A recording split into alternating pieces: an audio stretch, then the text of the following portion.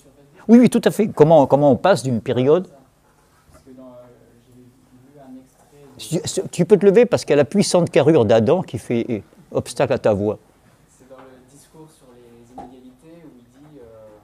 Donc, œuvre de jeunesse. Voilà, où il dit la société corrompt l'homme qui est naturellement bon, ça, et ce qui semble a priori contradictoire avec le contrat social.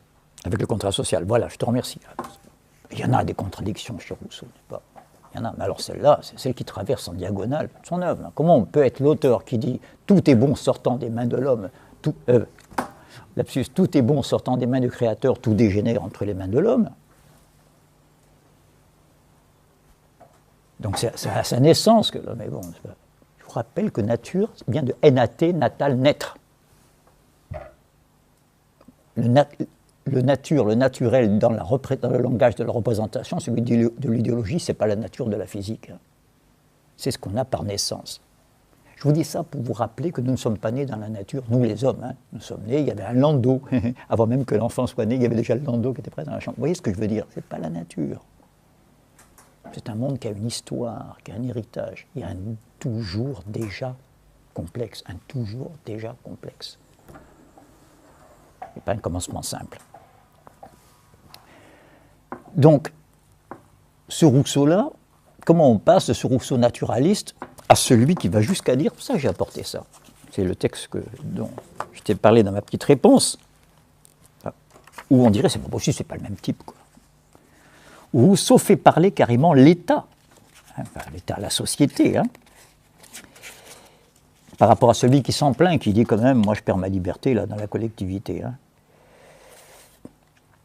Ce n'est pas comme particulier que nous sommes tous débiteurs les uns des autres, dites-donc.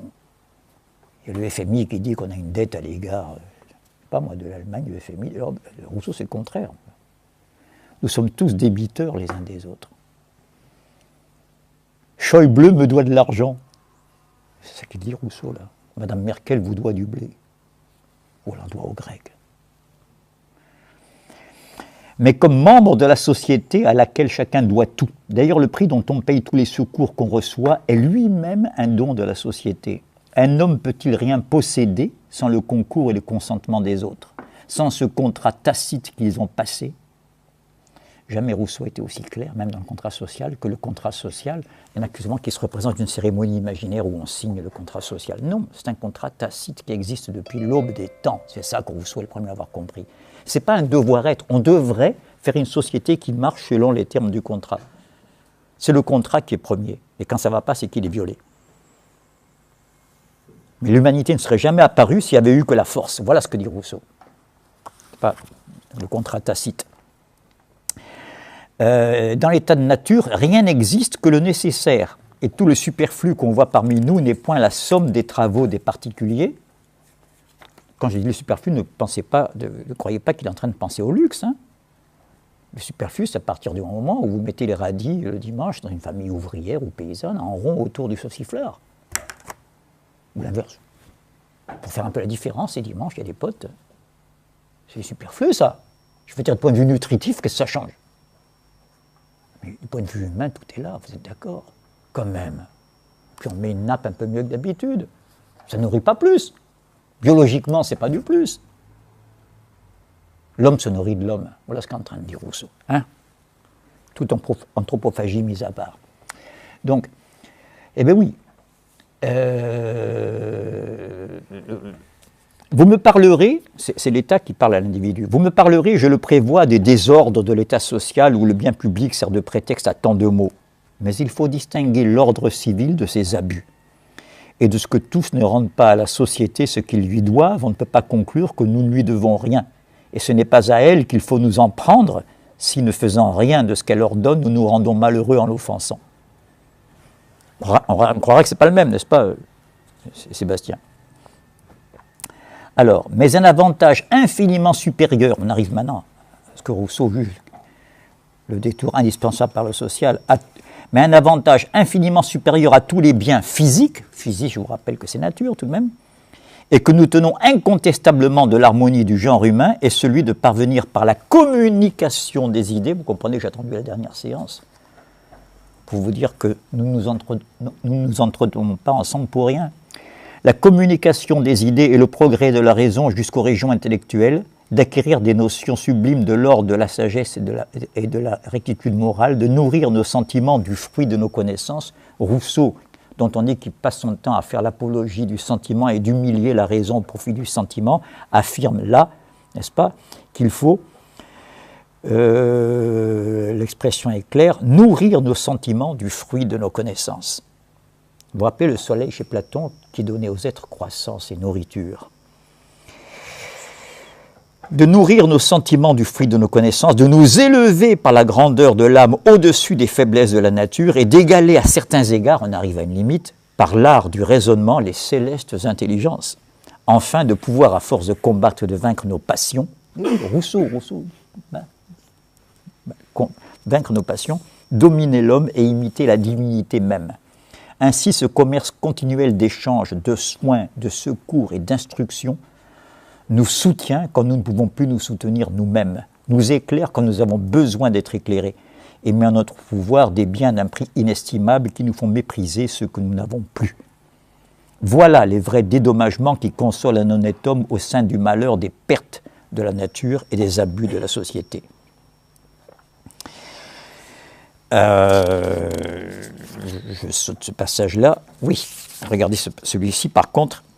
Je crois donc qu'en devenant un homme civil, c'est un jeu impersonnel, en devenant un membre d'une collectivité, j'ai contracté une dette immense avec le genre humain, que ma vie et toutes ces commodités que je tiens de lui, du genre humain, doivent être consacrées à son service. Je vois de plus que si je puis me procurer une sorte de bien-être exclusif et quelques plaisirs douteux en sacrifiant tout à moi seul, je ne pourrais m'assurer un état de paix et une félicité durable que dans une société bien ordonnée. Ce devoir sacré que la raison m'oblige à reconnaître n'est point proprement un devoir de particulier à particulier, mais il est général et commun comme le droit qui me l'impose. Alors il y a un mot qui revient plusieurs fois, là c'est abus. Et là, c'est un mot qu'il avait déjà utilisé.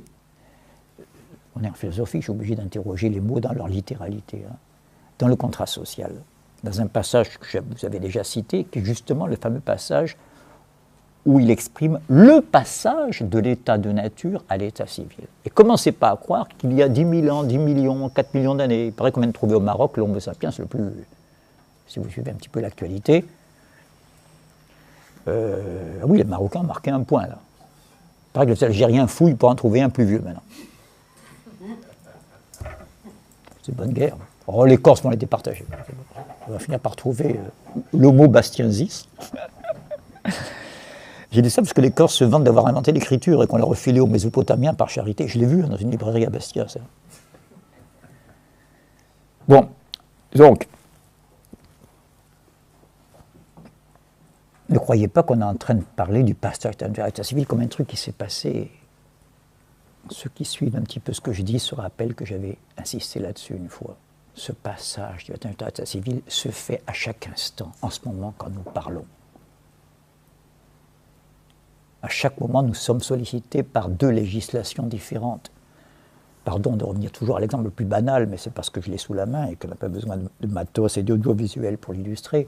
Mais quand je suis à table et que j'ai dit à quelqu'un, en général une dame, parce que j'ai été élevé comme ça, vous aussi j'espère, servez-vous d'abord, je vous en prie, alors que j'ai faim, pas de raison. Le service était un peu long, j'ai la dalle. Je prends sur moi, ben oui, il y a deux législations, une de la nature. J'ai faim, j'ai envie de manger, et puis une qui vient de la société. À chaque instant, nous reproduisons le passage de la nature à l'état civil, ou bien la régression de l'état civil à l'état de nature. Lorsqu'on fait de nouveau dépendre les relations entre hommes de la force et non du droit, c'est une régression à la force qui est l'élément fondamental de l'ordre naturel, comme on l'a vu tout à l'heure. En fait, vous savez chacune de ces choses-là prises à part, mais vous ne voyez pas nous ne voyions pas, nous n'avions pas vu la connexion de tout ça. C'est pour ça que j'insiste aujourd'hui là-dessus.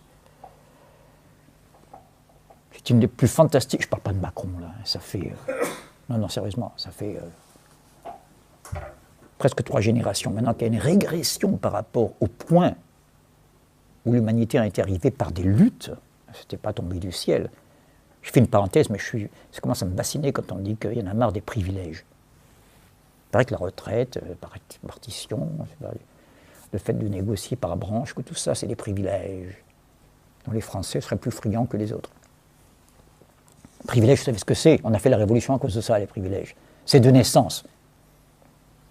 On n'est pas né avec ça. Ça a été conquis de haute lutte. Il y a eu des morts dans ces combats. Comment on peut appeler ça des privilèges? C'est scandaleux. Je le rappelle. Et lorsqu'on revient, c'est pas, au combat de chacun contre tous, on vous l'enseigne dans les écoles de commerce. Il faut être performant. Faire la peau aux concurrents. Enfin, si c'était dans les écoles de commerce, ça passe pas trop mal parce que si ça se passe mal, le papa va intervenir et va arranger les choses. Mais quand c'est les pauvres gamins, c'est pas, qui ont quitté l'école au BEPC et qui se disputent pour savoir qui est-ce qui va être vendeur chez Darty, et qu'on les met en concurrence, c'est encore bien plus grave. C'est ça que j'appelle des régressions. C'est pas. Il y a des moments où il faut passer par là. C'est honorable que quelqu'un prenne sur lui, se batte pour s'affirmer. Ce qui n'est pas normal, c'est qu'au XXIe siècle, on en soit là dans la 5e puissance économique mondiale. Qu'un Chinois qui en a été encore à enfoncer le fumier dans la terre, le fumier humain avec ses pieds, comme ça se faisait, il n'y a pas si longtemps, comme ça se fait dans quelques régions reculées de Chine. Bon, je veux bien que lui passe par-dessus ou par-dessous certains règlements, mais tout de même, n'est-ce pas, passer certains seuils économiques, c'est scandaleux qu'on en revienne là. Je ne dénonce pas des états de fait, je dénonce des régressions. Donc la progression, pour y revenir, c'est celle que j'indiquais à l'instant, quand je rappelle ce que c'est que l'état de droit. Et c'est pour ça que Rousseau est si mal vu, quelque part, dans une certaine idéologie dominante. C'est parce que c'est le seul à mettre en question la propriété, et non pas la possession. Rousseau n'a jamais dit que s'il arrive au pouvoir, il va vous prendre votre brosse à dents.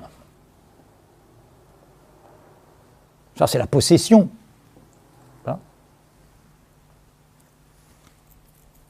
Mais le rapport de propriété, que veut dire, n'est-ce pas, la notion de justice sociale si la propriété reste telle qu'elle était? C'est pour ça que c'était l'homme à abattre dès le XVIIIe siècle. Pourquoi les hommes de progrès, comme Voltaire, comme Diderot, pourquoi Rousseau était pour eux l'homme le plus dangereux? Parce que c'était le seul à aller jusqu'au bout. Lui, qu'on veut faire passer pour un conservateur, c'est curieux, on retrouve des problématiques d'aujourd'hui. On ne sait plus très bien si celui qui est le plus réac ou celui qui est le plus révolutionnaire, vous voyez, rouge-brun, vous avez entendu parler de tout ça. Pour ne pas tomber dans ces confusions-là, je me rapporte à Rousseau. Rousseau a toujours été clair. Donc je reviens à l'homme du contrat social et à l'homme des rêveries. J'ai assez parlé du contrat dans d'autres interventions, j'insiste pas.